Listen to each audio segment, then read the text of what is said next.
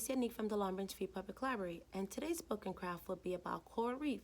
This book was written by Barbara Taylor. It is a close-up look of the natural world of a coral reef. Life on a coral reef. Coral reef teems with a rich variety of wildlife, from spotted shrimps and freckled sea slugs to giant clams and schools of brightly colored fish. A coral reef takes thousands of years to form. It is built up from the skeletons of tiny animals called corals. Corals can only survive in clean, warm, salty water that is shallow enough to allow sunlight to reach them. Coral reefs all over the world are threatened mainly because of pollution and overfishing. We must protect the coral reef if the animals and plants that live on them will survive.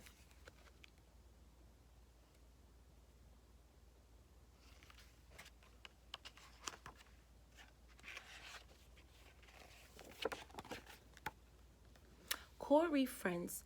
Clownfish live on the coral reef in harmony with other creatures called the sea anemone. Sea anemones are related to corals and jellyfish, and they have poisonous tentacles for stinging prey. At the first sight of danger, a coralfish darts into the anemone's tentacles for safety. To protect itself from the poison, the fish covers itself with a layer of slimy mucus. The anemone also produces mucus to protect itself from its own sting. In return for the protection of the tentacles, the fish frightens enemies away from the anemone. The clownfish also lays its eggs and rears its young among the tentacles. Some sea anemone lay eggs too. Others make smaller versions of themselves by dividing their bodies into two.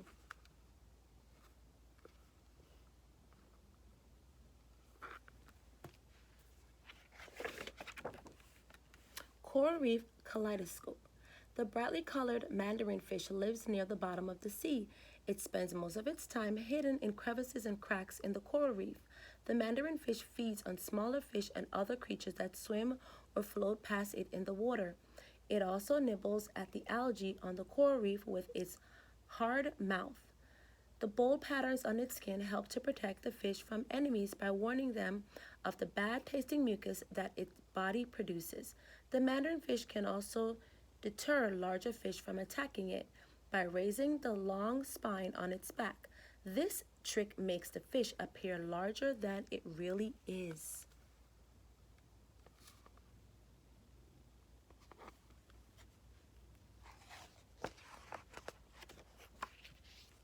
Striped angels. The emperor angel hovers in the water near small caves in the coral reef so that it can shoot inside it if it senses danger.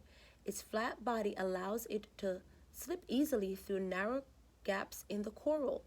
This algaline fish spends most of its day nibbling on sponge on the reef.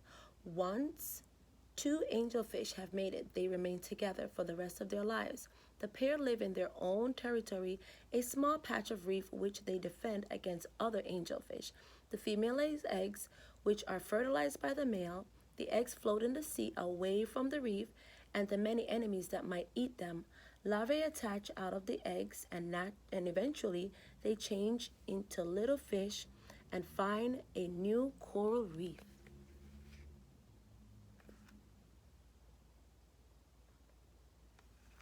Thank you guys for joining me at a reading of this book entitled Coral Reef.